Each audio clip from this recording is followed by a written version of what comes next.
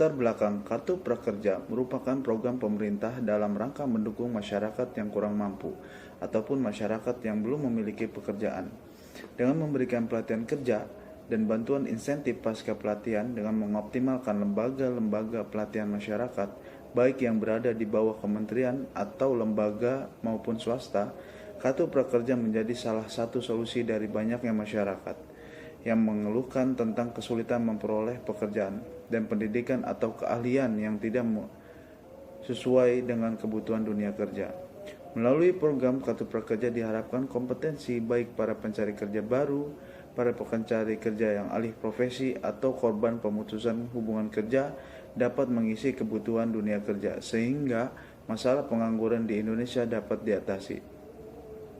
Kartu Pekerja adalah sebuah kartu yang digalangkan dengan rangka program pelatihan dan pembinaan warga negara Indonesia yang belum memiliki keterampilan.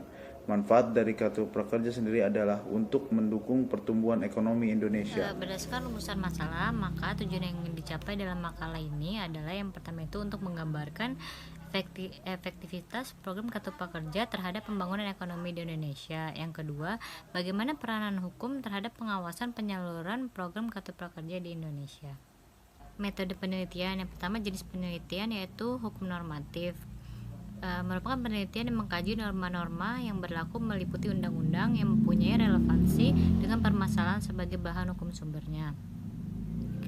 Jenis penelitian yaitu yuridis normatif. Pada penelitian ini karena terdapat suatu isu hukum terkait dengan norma hukum positif yang mengalami ketidakpastian hukum. Dalam hal ini yang menjadi pokok pembahasan adalah efektivitas dan peranan hukum terhadap pengawasan penyaluran program Kartu Prakerja di Indonesia.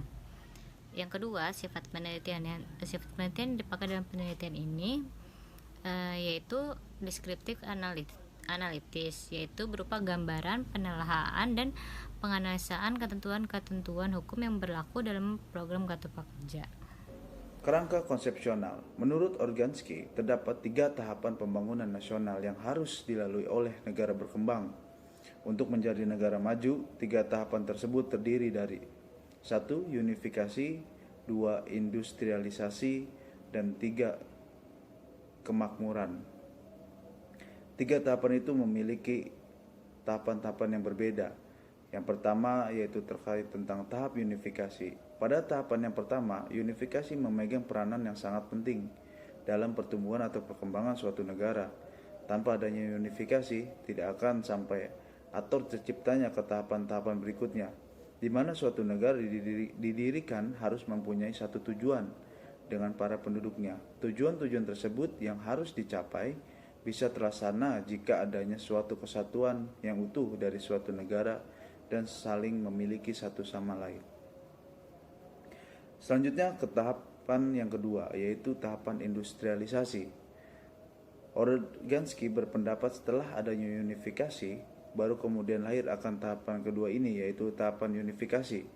Tahapan tersebut adalah tahapan industrialisasi, atau by the end of the Civil War we were well into the second stage, the end of industrialization. Tahapan kedua ini bisa lahir apabila situasi dari keadaan negara tersebut telah terunifikasi dengan satu tujuan yang nantinya akan menggerakkan semua sektor industri akan memulai tahapan produksinya. Akan tetapi jika memang masalah unifikasi telah teratasi, dengan begitu para pihak pengusaha akan memulai proses industrialisasi. Tentunya hal ini tidak lepas dari adanya suatu hukum yang memberikan kebebasan untuknya. Dan yang terakhir yaitu tahapan kemakmuran. Setelah mencapai pada tahapan produksi, tiba pada saatnya tahap kemakmuran. Pada tahap kemakmuran ini memang ditekankan lebih kepada produksi-produksi yang dapat menumbuhkan pertumbuhan ekonomi. Akan tetapi hasil-hasil dari produksi tersebut harus bisa didistribusikan kepada rakyat, bahwa semua rakyat berhak merasakan kemakmuran. Semata-mata hasil kemakmuran tersebut dapat dibagikan atau didistribusikan, yang mana akan muncul kembali masalah dalam tahap kemakmuran. Oke, saya Satya dari kelompok 2. Saat ini saya akan menjelaskan tentang bab 2, yaitu penjabaran masalah hukum yang akan diteliti. Secara umum, terdapat dua kelompok besar dalam implementasi kartu prakerja, yaitu peserta berdasarkan hasil analisis gabungan antara konsep ketepatan sasaran pelatihan dan ketepatan sasaran bansos. Kelompok pertama adalah peserta yang sesuai dengan sasaran, baik untuk pelatihan maupun untuk bansos. Kelompok kedua adalah peserta yang tidak sesuai dengan sasaran pelatihan tetapi sangat sesuai dengan sasaran bansos. Sebagian kecil lagi adalah peserta yang sesuai dengan sasaran pelatihan tetapi tidak sesuai dengan sasaran bansos.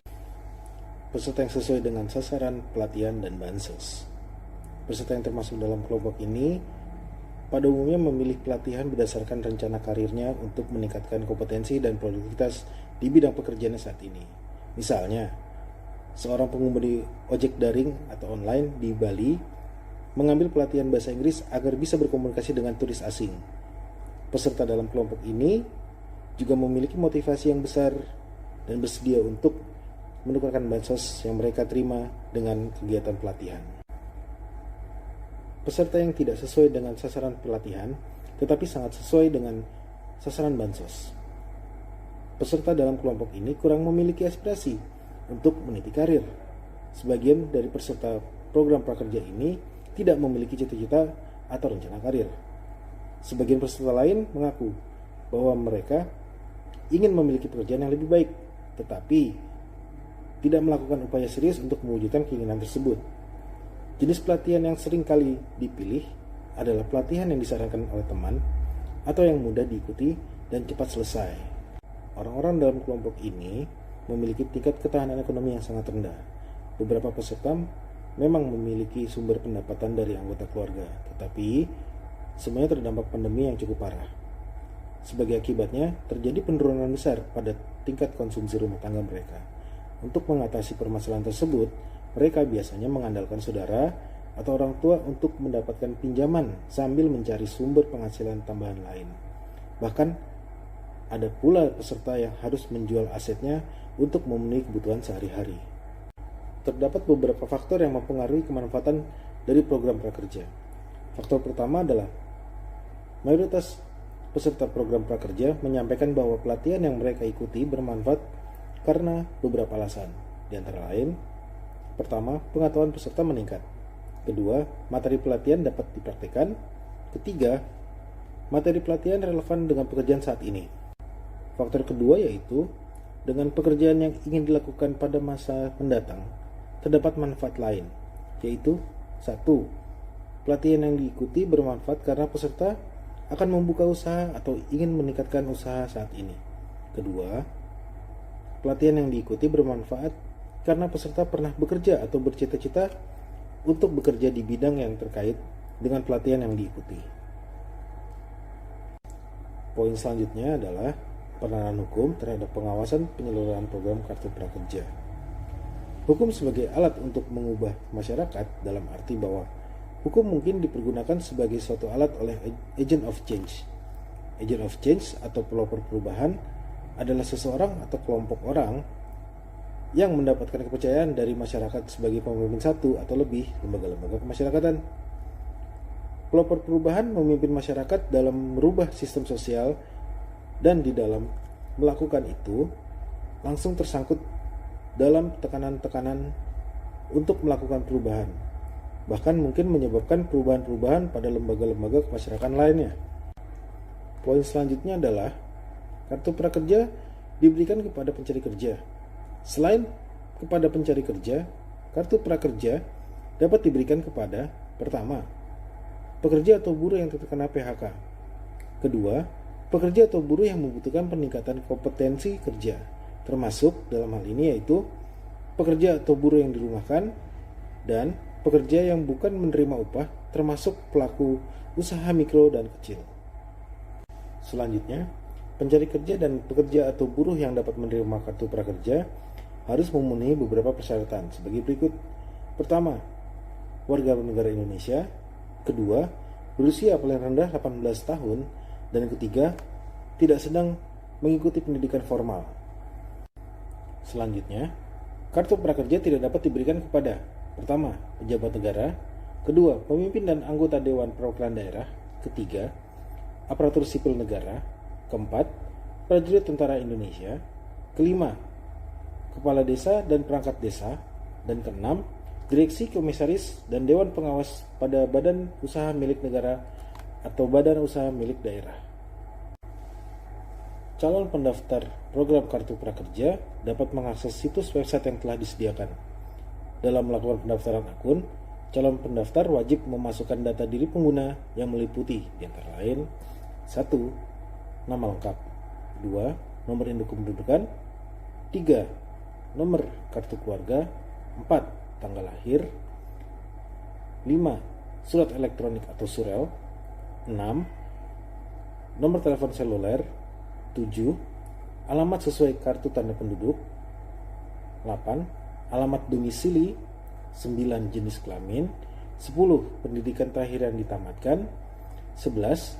Status pekerjaan. 12. Jenis pelatihan yang ingin diikuti. 13. Foto kartu tanda penduduk milik dan atas nama pengguna. Terima kasih. Alat analisis yang kami gunakan adalah teori sistem hukum menurut Lawrence M. Friedman. Teori sistem hukum menurut Lawrence M. Friedman terbagi menjadi 3 elemen utama dari sistem hukum atau legal system, yaitu struktur hukum atau legal structure, isi hukum atau legal substance, dan budaya hukum atau legal culture.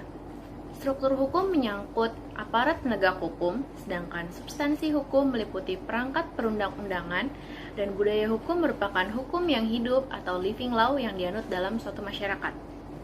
Efektivitas program Kartu Prakerja terhadap pembangunan ekonomi di Indonesia. Relevansi Kartu Prakerja menjadi relevan dengan kondisi ketenagakerjaan di Indonesia serta tantangan masa depan. Apabila dilihat dari angka pengangguran, capaian dalam beberapa tahun terakhir dapat dikatakan cukup baik, yaitu sekitar 5,26% atau sekitar 7 juta orang di tahun 2019. Namun, angka tersebut tidak sepenuhnya mencerminkan kondisi tenaga kerja di Indonesia.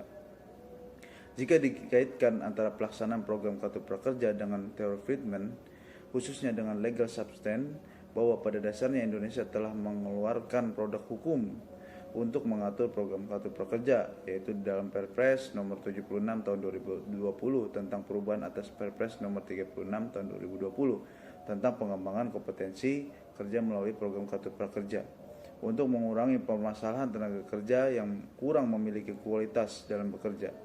Karena legal substance tersebut tidak bisa dilakukan tanpa dukungan dari 2 elemen penting, yaitu para penegak hukum, legal structure, dan budaya hukum atau legal culture, sehingga suatu aturan tidak akan berjalan dengan efektif jika penegakan hukum tidak ada yang melakukan pengawasan terhadap pelaksanaan terhadap ketentuan tersebut. Sehingga selain penegak hukum juga terdapat budaya hukum yang terjadi pada masyarakat harus sesuai dengan ketentuan hukum yang berlaku dalam satu tatanan masyarakat. Yang menentukan bisa atau tidaknya suatu peraturan berlaku dalam masyarakat ditentukan oleh sistem substansi. Pelaksanaan Kartu Prakerja di tengah pandemi COVID-19, implementasi dari program prakerja yang sudah semakin dekat menyisakan pekerjaan rumah bagi pemerintah, ditambah lagi dengan adanya pandemi COVID-19. Hal ini mengharuskan pemerintah untuk melakukan penyesuaian sesuai dengan kondisi terkini. Presiden juga menginstruksikan agar program ini dapat mengutamakan masyarakat yang terkena dampak negatif dari COVID-19 seperti sektor informal dan UMKM. Anggaran dari program ini juga ditambah 2 kali lipat, namun hal ini menimbulkan konsekuensi yang harus dipikirkan kembali dalam implementasi program. Peranan hukum terhadap pengawasan penyaluran program Kartu Prakerja di Indonesia. Negara hukum merupakan istilah yang meskipun terlihat sederhana, namun mengandung muatan sejarah pemikiran yang relatif panjang. Sejarah timbulnya pemikiran atau cita negara hukum sebenarnya sudah sangat tua, jauh lebih tua dari usia ilmu negara ataupun ilmu kenegaraan. Cita negara hukum itu untuk pertama kalinya dikemukakan oleh Plato dan kemudian pemikiran tersebut dipertegas oleh Aristoteles. Pemikiran negara hukum dimulai sejak Plato dengan konsepnya yang berbunyi bahwa penyelenggaraan negara yang baik adalah yang didasarkan pada pengaturan yang baik yang disebut dengan istilah nomoi. Selain Plato, ada beberapa tokoh lain yang mengemukakan mengenai negara hukum, diantaranya yaitu Aristoteles dan F.J. Stahl. Sedangkan menurut Sri Sumantri terdapat unsur-unsur terpenting dari negara hukum, yaitu 1. Pemerintah dalam melaksanakan tugas dan kewajibannya harus berdasarkan atas hukum atau peraturan perundang-undangan. 2. Adanya jaminan terhadap hak asasi manusia atau warga negara. Ketiga, adanya pembagian kekuasaan. Dan 4. Adanya pengawasan dari badan-badan peradilan. Untuk itu, peran hukum sangat penting bagi manusia sebagai pemberi makna atas kehidupan manusia itu sendiri. Peranan yang paling mendasar dari hukum adalah menjamin keadilan dan kebenaran dalam tatanan sosial.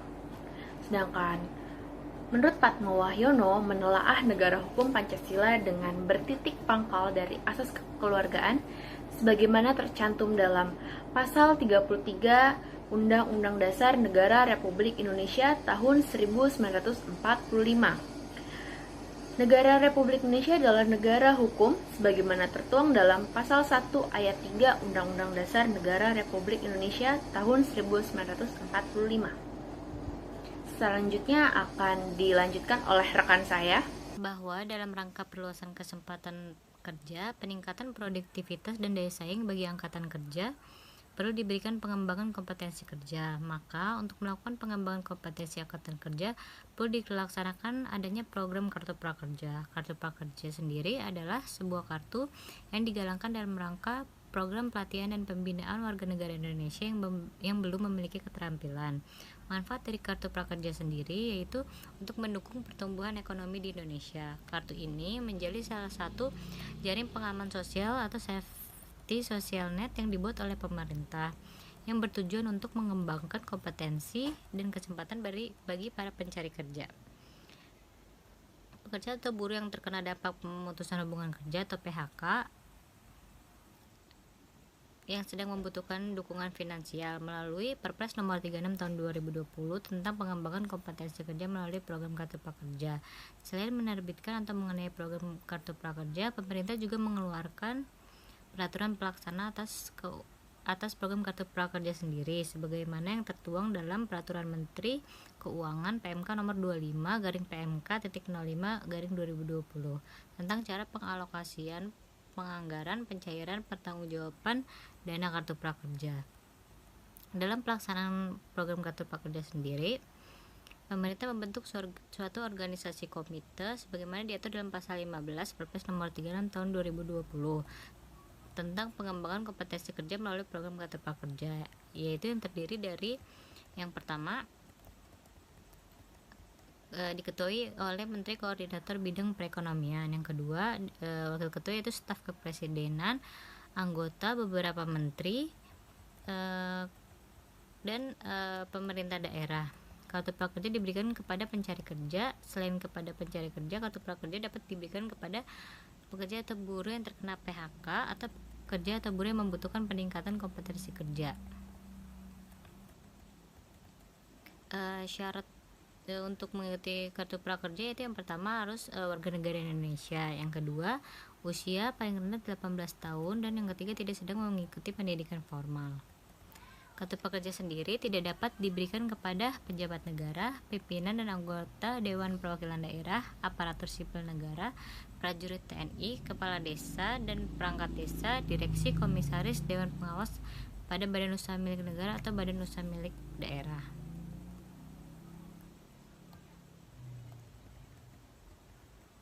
Selain membentuk organisasi komite dalam penyelenggaraan program Kartu Prakerja dibantu oleh tim pelaksana dan manajemen pelaksana. Tim pelaksana adalah pejabat dari kementerian atau lembaga. Tim pelaksana juga mempunyai tugas sebagai berikut: membantu pelaksanaan tugas komite dan melaksanakan tugas terkait lainnya yang diberikan oleh komite.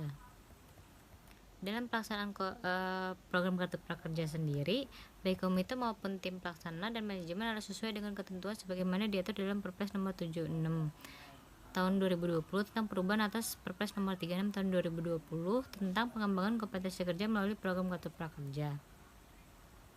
Pelaksanaan program Kartu Prakerja ini juga diawasi secara langsung oleh pemerintah.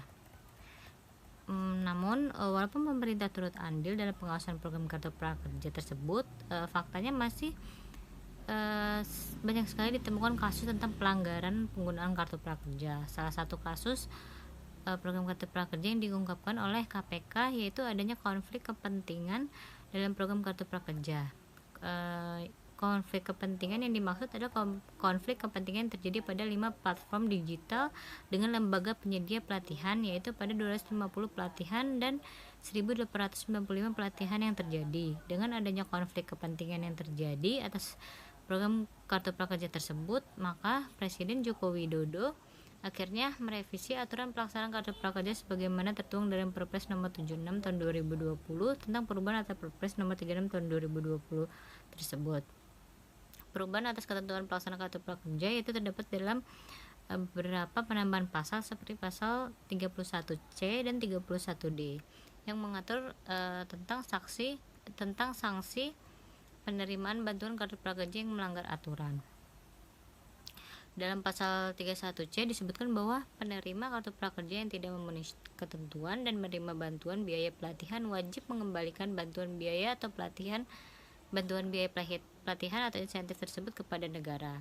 Pada pasal 31C ayat 2, penerima bantuan kartu prakerja tersebut harus mengembalikan paling lama 60 hari. Jika tidak dikembalikan, maka manajemen pelaksanaan akan melakukan gugatan kepada penerima manfaat kartu prakerja. Di samping itu, pada pasal 31 juga disebutkan penerima kartu prakerja yang melakukan pemalsuan identitas atau data pribadi akan dikenakan sanksi berupa tuntutan pidana dan dapat digabungkan tentang tuntutan ganti rugi. Berdasarkan perubahan yang terjadi dalam ketentuan Perpres nomor 76 tersebut,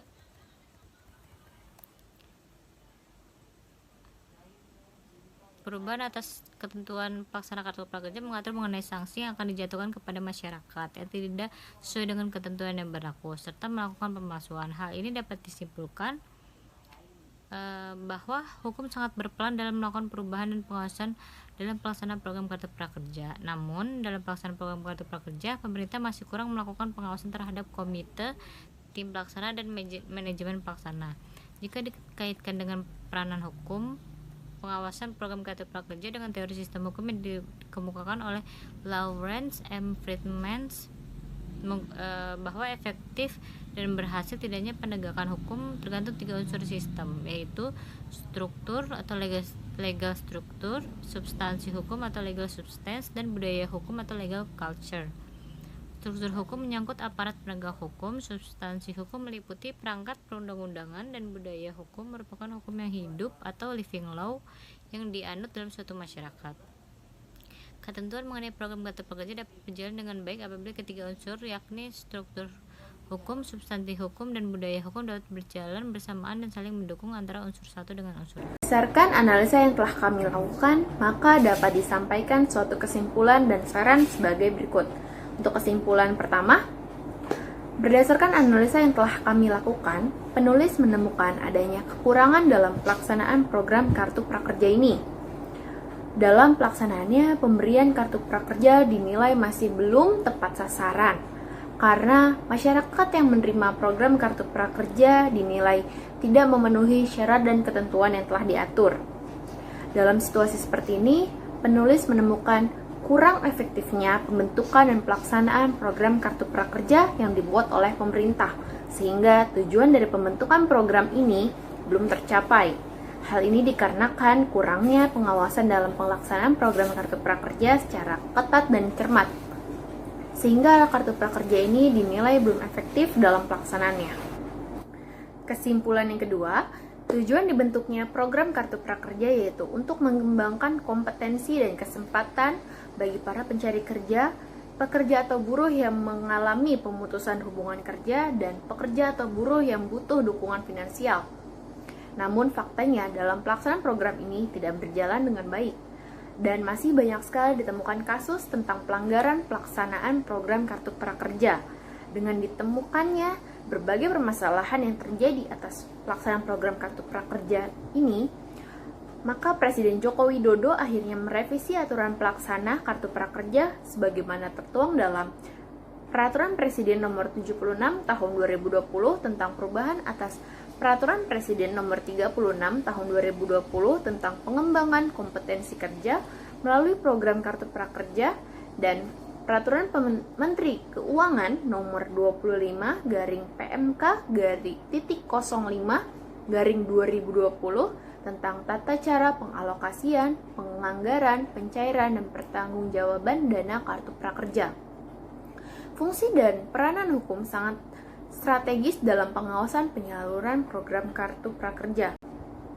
Hukum yang berwujud peraturan berfungsi untuk membimbing, memberikan pedoman sanksi, dan alat untuk menertibkan masyarakat.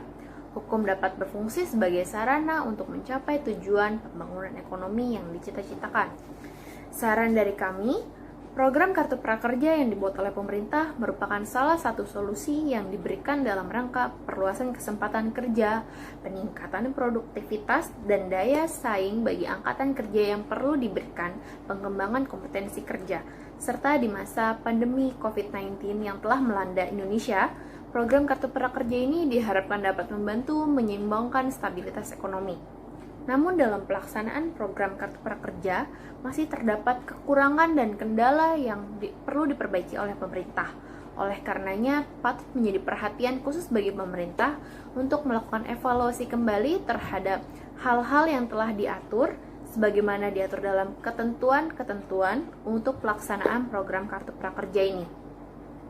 Penulis berharap setelah dilakukan evaluasi terhadap program Kartu Prakerja oleh pemerintah, akan ada perubahan yang lebih baik dalam pelaksanaan program Kartu Prakerja ini di masa yang akan datang. Serta program ini dapat membantu mensejahterakan kehidupan masyarakat sebagaimana dicita-citakan oleh pemerintah.